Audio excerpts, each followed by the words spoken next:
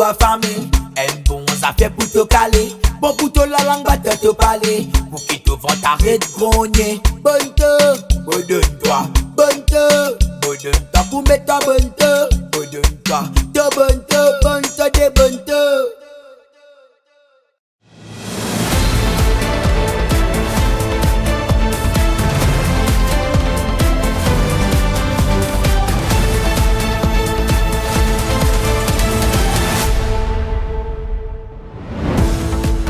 Bonsoir à tous, voici le sommaire de cette édition. Un homme de 29 ans retrouvé mort sur le parking de l'hôpital du Nord, admis plus tôt dans la journée, Chris Gérald Armançon a été découvert dans des circonstances troublantes. Le ministère de la Santé a ouvert une enquête pour faire la lumière sur cette affaire. Pension de vieillesse, déception et colère chez de nombreux retraités. Beaucoup espéraient un versement avant la fête des mères pour mieux la célébrer. Mais les comptes bancaires restent vides, provoquant frustration et incompréhension. 19% des jeunes Mauriciens âgés de 13 à 15 ans sont des fumeurs, un fléau qui cause plus de 8 millions de morts chaque année à travers le monde. Comment réussir à écraser la dernière cigarette? Dossier dans cette édition. Colère à la rue Magon après un acte d'incivisme lié au reste de Kourbani. Des sacs contenant des déchets ont été abandonnés durant la nuit à même le sol. Les autorités rappellent qu'une remorque avait été mise à disposition pour la collecte. Et le film qu'on vous invite à découvrir ce dimanche, Talvar avec Irfan Khan.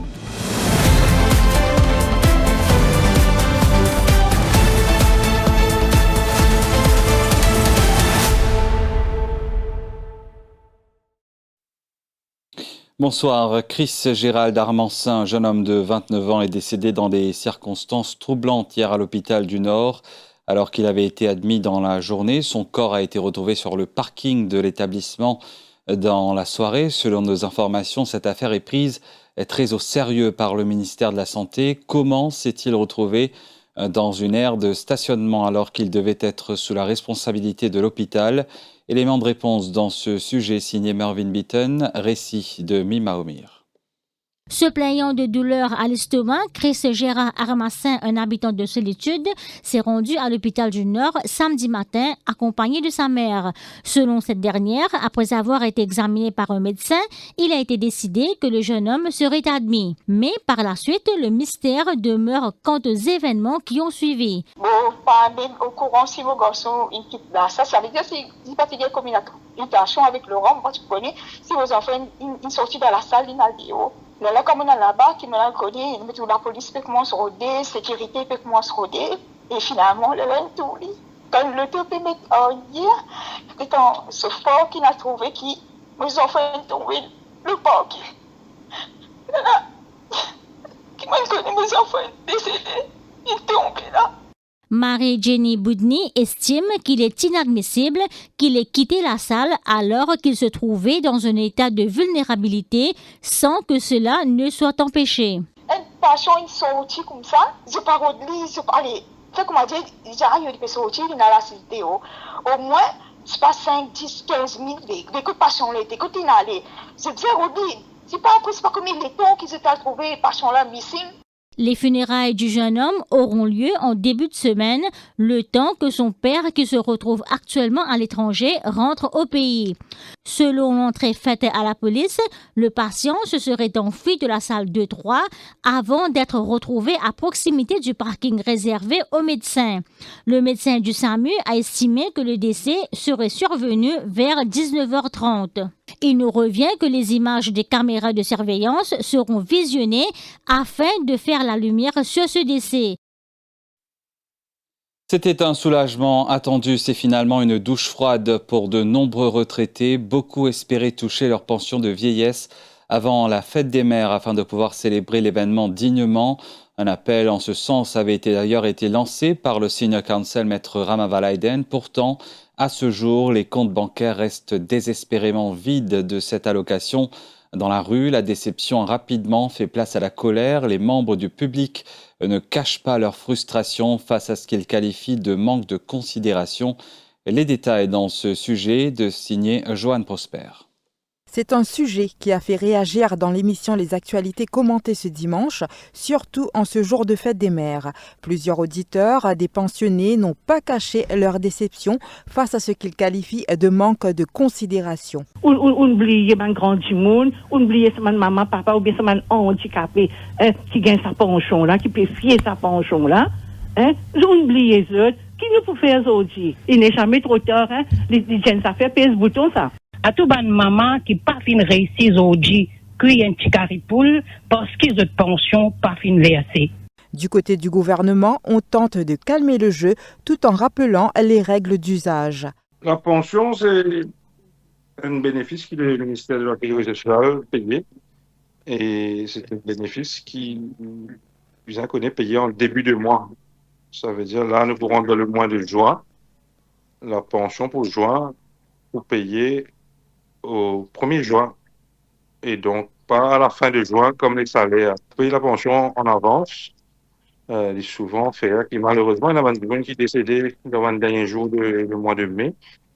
Et là, vous finissez payer les autres pensions, alors que c'est la pension de juin qui vous a payé. Le ministre délégué concède toutefois que l'idéal aurait été de faire plaisir aux bénéficiaires pour ce jour si particulier. Mais c'est vrai, nous comprenons que de suite, je suis content de payer la pension pour la fête des mères, mais vous besoin quand même être cohérent et pas grave nécessairement faire un précédent qui après amène une complication. Les bénéficiaires devront donc prendre leur mal en patience. Les versements officiels devraient s'opérer comme prévu dans les jours à venir, au tout début du mois. Le tabac tue plus de 8 millions de personnes chaque année dans le monde. À Maurice, près d'un adulte sur 5 fume encore, selon les autorités, alors qu'une prévalence de 19% est observée parmi des jeunes de 13 à 15 ans. Derrière ces chiffres, il y a une réalité. La dépendance à la nicotine reste l'une des plus difficiles à combattre. Pourtant, des solutions existent. Cliniques de sevrage, substituts nicotiniques, acupuncture ou encore le laser. À l'occasion de la Journée mondiale sans tabac, nous nous intéressons aux moyens concrets pour écraser définitivement la dernière cigarette. Rokaya Korumbokos Rafik. 18,1% de la population fume encore. Mais pour ceux qui souhaitent arrêter, le ministère de la Santé dispose de 16 centres spécialisés avec un traitement étalé sur 12 semaines, explique le Dr Balkrish Bidesi, Regional Public Health Superintendent. Les 2 premières semaines, c'est un counseling psychologique qui nous fait pour cerner le profil de ce fumeur-là. Les 10 semaines qui suivent, c'est le traitement pharmaceutique. Nous avons plusieurs entités pharmacologiques qui nous servent dans le Tobacco Cessation Clinic. Parmi nous dans le chewing gum, le nicotine gum comme substitution, nous dans le nicotine patch et nous avons aussi le Ziban en forme de comprimé pour faire qu'un fumeur arrête de fumer. D'autres approches sont proposées par les Mariannes, nous dit son directeur, le Dr Sidik Bodabokus. Dans sa comportementale, capable sans semaine routine, mais en même temps nous faire un traitement par l'acupuncture ou bien par le laser, l'eau ben point, l'écho, les oreilles, et coupe semaine l'envie là, de façon à la personne pas gagner sa ben craving là. Dans les peines à sa pulsion là, il est beaucoup plus facile pour les mettre cigarettes de côté ou bien des surconsommations.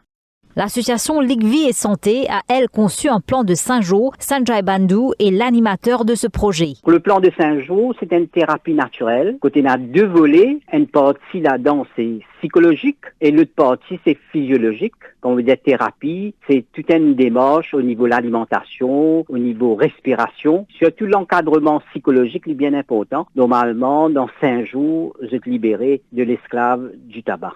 Après des années de dépendance, Jason, 46 ans, a osé franchir le pas pour un regain de souffle. Je fume environ 20 cigarettes par jour. Déjà sportif, je football, je me remarqué que les souffles n'est plus pareil, l'endurance n'est plus pareil. Je décide pour arrêter, mais pas si facile. Je me choisis pour aller dans mon centre ministère de la Santé. Je vais faire counseling pour commencer. Comme traitement, je donne-moi mon patch et mon chewing gum qui aide moi, beaucoup. De toute façon, les vignes de propre volonté, ça.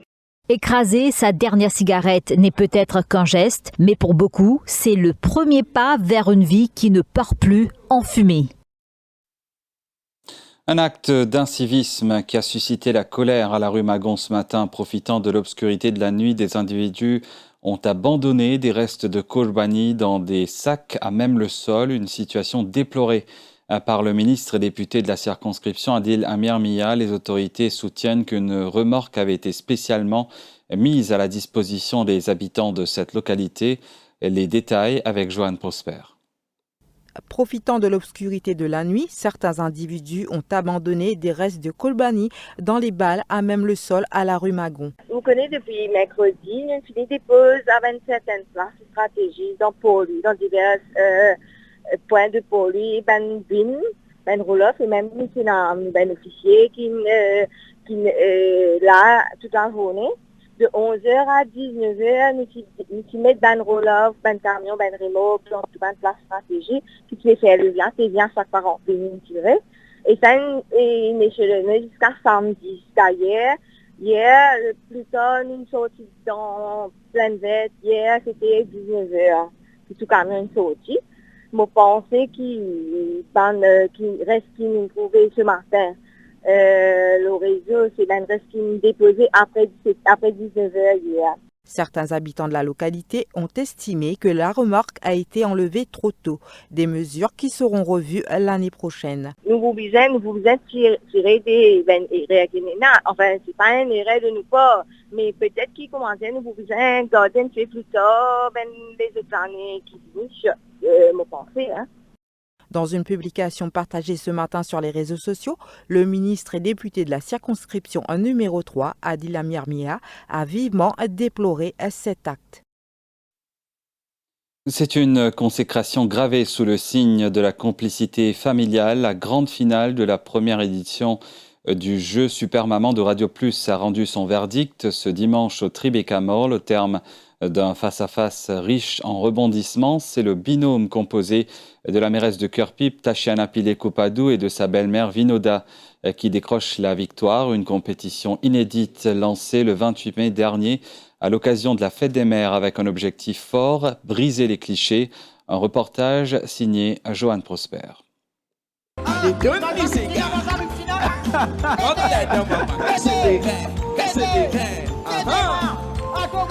Lancée le 28 mai dernier, cette compétition inédite de Super Maman voyait s'affronter 4 binômes de belle-mère et belle-fille.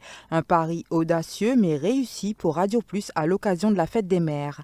Le moment de gloire appartient finalement à Tashiana Pile-Coupadou, la mairesse de Cœur-Pipe, et sa belle-mère Vinoda. Fusionnelle et stratégique, elle s'impose comme les grandes gagnantes de cette toute première édition de Super Maman.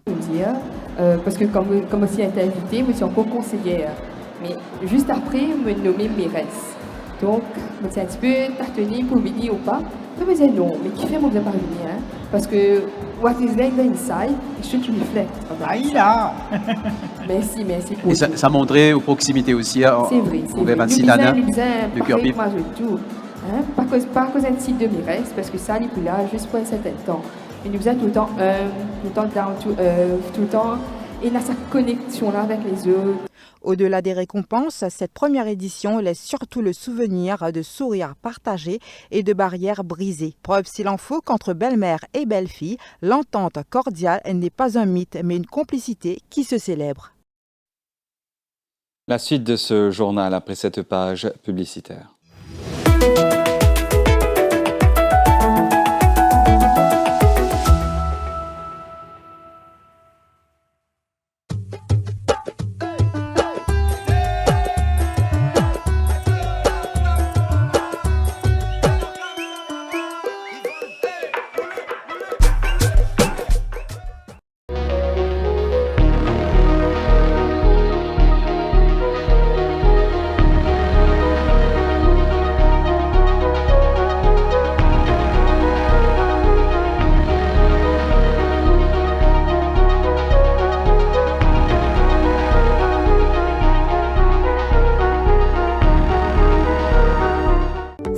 Congrès là, les os éclaira et faire balle la casque tout par les savines cauchemar. Easy Pest Control Limited, là pour débarrasser tout saban bébé là. Traitement professionnel, contrat de minimum 1 an, intervention chaque mois, sécurité et efficacité garantie. Calls ordi sur le 218-5339 ou bien sur le 5252-7988.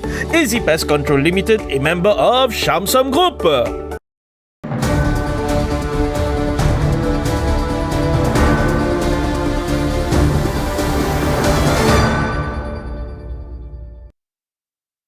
Du Parc des Princes aux Champs-Élysées en passant par la place de la République, le deuxième titre européen consécutif du Paris Saint-Germain a entraîné des scènes de liesse dans la capitale avec plusieurs foyers de tension samedi.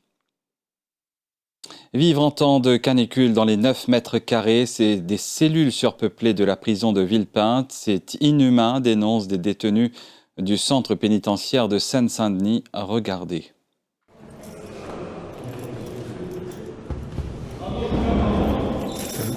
Mineur, oui.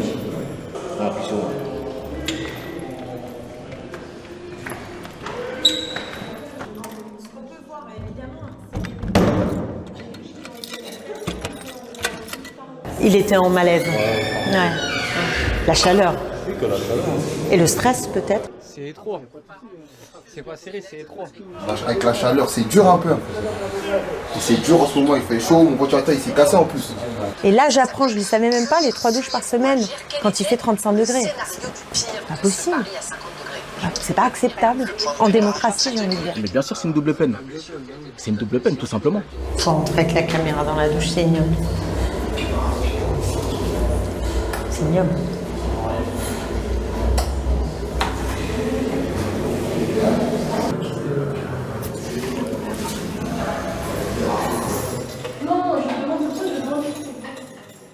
Il manque de l'air et après à 2, bon, c'est gérable, mais à 3, c'est pas possible, c'est inhumain en fait. C'est clairement, c'est pas pour faire langue de bois ou quoi, c'est inhumain. Oui, on va faire attention aux personnes vulnérables, aux personnes d'un certain âge. On leur donne un peu des bouteilles d'eau, on fait attention. Et c'est pas très aéré, hein. On essaye de faire un décours en air. Oui, non, mais c'est pas un reproche, hein. C'est juste ça reste au niveau de la sécurité aussi. On est dans une prison. Comme vous voyez, ça crie au barreau toute la journée. Hein.